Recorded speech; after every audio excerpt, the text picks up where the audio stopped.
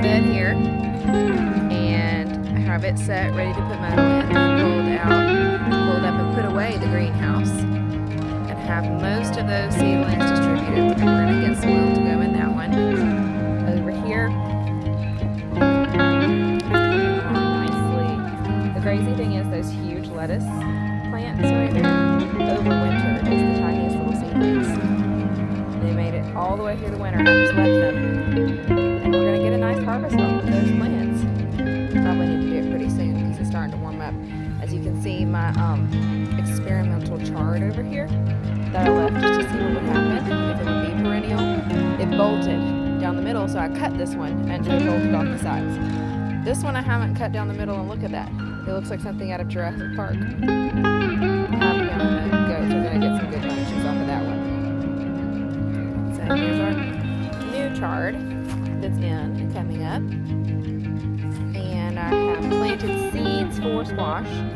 They're going to be down the middle here, so nothing here just yet other than our onions, which are looking very big and happy. And I need to ask someone who knows more than me if I should let them escape or not. I don't know if you can see that right there, but that onion is starting to get escaped. And here we have some peppers and some eggplants, and crazily enough, the eggplants are the ones along the top. I don't know if you can tell their leaves are full of these lice-like holes. It's because flea beetles have already found them. So I'm going to try insecticidal soap and see if that helps. That's what I fight constantly with eggplants. Last year I had eggplants, but they never really produced any fruit because all they did was fight the flea beetles, making their leaves just like lace. Here are my cabbages, looking really gorgeous. Peas are starting to pop up and use the trellis. And really, our sugar snap peas, I don't put in enough. Well, I don't put in enough for us to really eat as meals, but they end up being snacks in the garden. Over here, I still have some extra of my ground cherries, and I have planted a ton of ground cherries, and I have some little cherry tomatoes, and I haven't decided where I want to put those yet. I have a few extra basil and a few extra beefsteak tomatoes. This whole bed, up and down, I'll shoot from the side so you can see it. This whole bed has basil, beefsteak tomatoes, and ground cherries down the sides. And I've gone ahead and I put the, I don't remember if I did beans or cucumbers on these trellises. So those are in the ground. And we had a lovely, steady, misty rain for most of an afternoon and a night. So they got settled in really, really nicely. That worked out beautifully. Over here in the corner, I moved all of my mint that has been in pots and my bee balm into this big pot to kind of contain it, because they're bully plants. They will take over anywhere you put them, so they can have all of that pot, and I'll be totally happy with that. And then over here we have our wicking pots. I put a beefsteak tomato and a companion planting of basil on either side of those. So I hope my husband is excited about eating lots and lots and lots of tomato sandwiches, because we're going to have them. And also, on the outside of our garden, we got some really gorgeous flower beds established, and I have those planted with baby fairy roses from my mom. And then in between, because I don't expect the fairy roses to get that big this year, I've actually planted loofahs, and I'm super stinking excited about growing loofahs. I don't know why. It's not like we're going to eat them, but I've toyed with the idea of making soap, and doing loofah soap would just be the coolest thing. I still don't have my strawberry plants yet. The nursery I ordered them from insisted they don't ship them until April 19th, which really kind of stinks, because I know there are farms in our area currently doing U-pick strawberries. So, oh well. I'll plant them when I get them, and I'll make sure to show y'all. Our potatoes look fabulous. They're right there down the middle. They did get bitten by that last frost that we had, but I'm very thankful they're resilient, and they just popped new greens up and just kept trucking. I'm not sure that anything is going to happen with these Brussels sprouts. They have bolted for sure, and they're blooming, and they keep falling over. So Brussels sprouts may have been a no-go this year. I tried. Like I said, my garden is always an experiment. here down the middle. Like, this looks just so gorgeous and green. My garden never looks this good first thing. I have elephant garlic down here.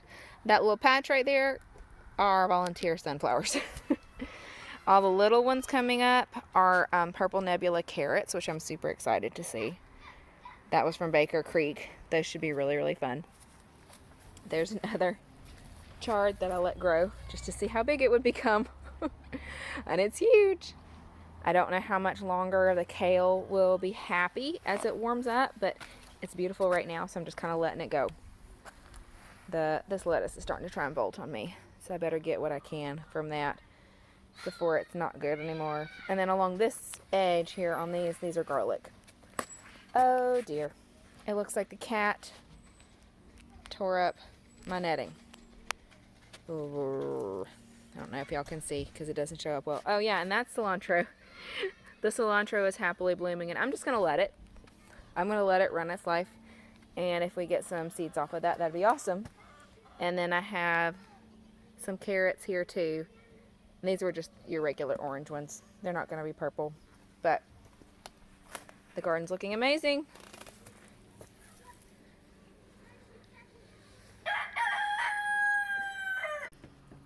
Pen cleaning is never dull.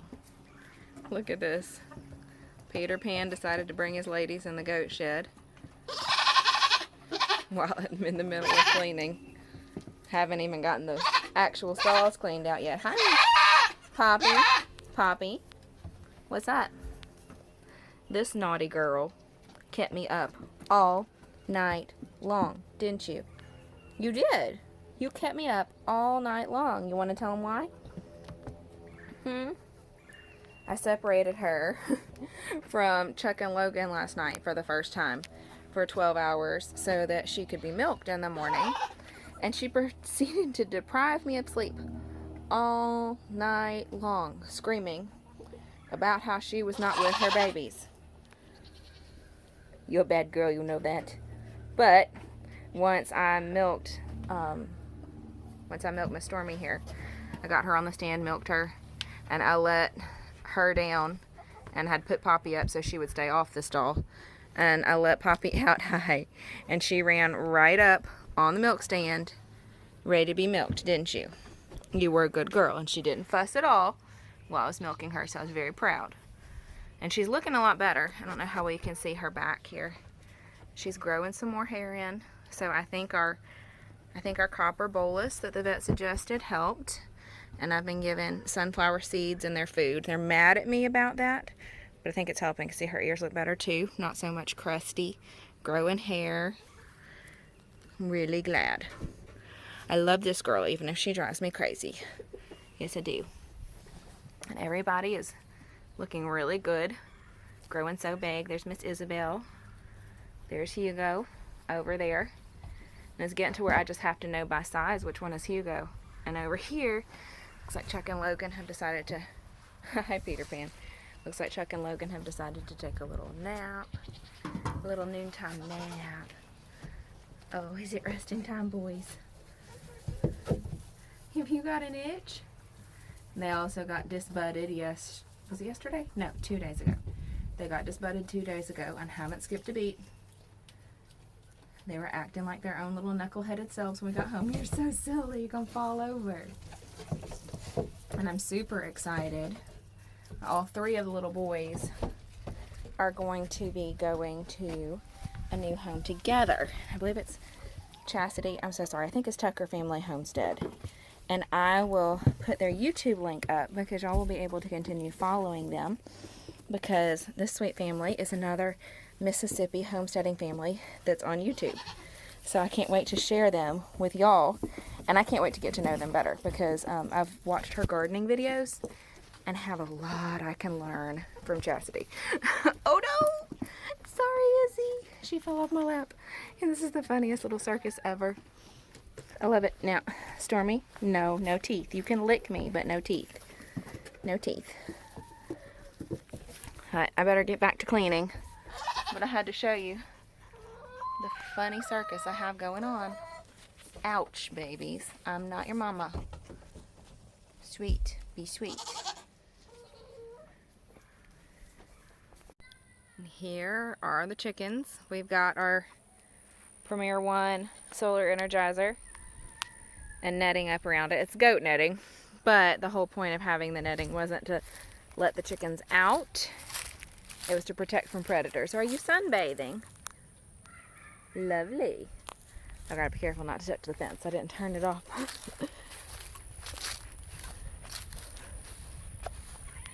But they're getting big. Just huge. And they're so happy. You notice they're not even, I don't know if you can tell very well, they're not even gathered up around the feeder to eat right now. They're spread out. They're sunbathing. They're living their best chicken lives. You're all stretched out and cozy. Over here, Ramona and Beezus and Misty are out in their netting, enjoying some grazing. Miss Ramona may actually be going somewhere new. Don't touch that fence. We don't want to demonstrate how it works. She just needs a break from Poppy. Poppy is not letting her dry up. She's continuing to nurse on her. So we may have found a farm that she can join an existing herd. And that'll make me very happy. She'll get a break. And there's Miss Misty. Yeah, you enjoying the rover? And she's due May 5th. So we're getting close, aren't we, dear? Closer and closer. Is that cozy? We're enjoying chomping on our cud. And Queen Beezus should be due end of May, beginning of June, from what Dr. Mike told us.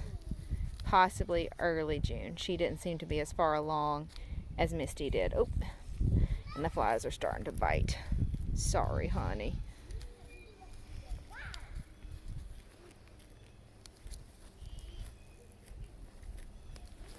A happy goat's a munching goat.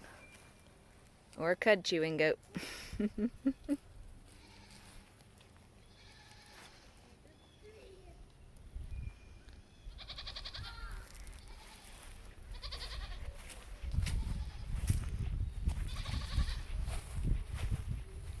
And over here we have our mini orchard. We have 2 apple trees and 2 pear trees. And the neat thing about these is they came from Southern Cultured Orchard, and he goes and he finds heritage ones. So like this is a Leona pear. So we have 2 of those. He finds cuttings from older trees and propagates those. And it's really nice to have someone who knows what kind of trees are going to thrive in our environment. Over here we have our apple, and I'm pretty sure this is a collie apple. But it's put on a lot of leaves. That's exciting. This is their 2nd year in the ground. Branching out a lot. And then our 2 others here. I think this is our other, yep, this is our other collie apple. And look at that pear grow. Our other Leona pear. Wow. And over on this side, we have an Asian persimmon. And it should have fruited last year, but unfortunately the goats ate it all the way down to the ground. I had to put this pole in it to spread the fence apart so that they couldn't smash the fence and eat it. But maybe this year it'll come into its own again.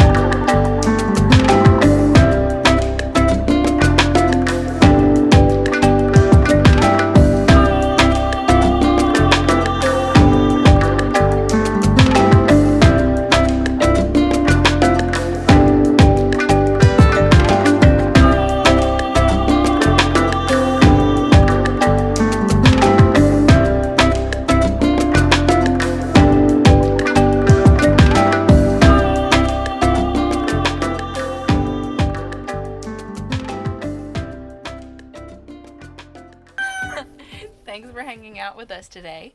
I know this is a little bit different than our normal video, a different length, different filming because I'm having to use my camera. Unfortunately, we did find out that I am going to have repairs on the one I sent in. And hi, that's enough. Stop, Stormy, getting out.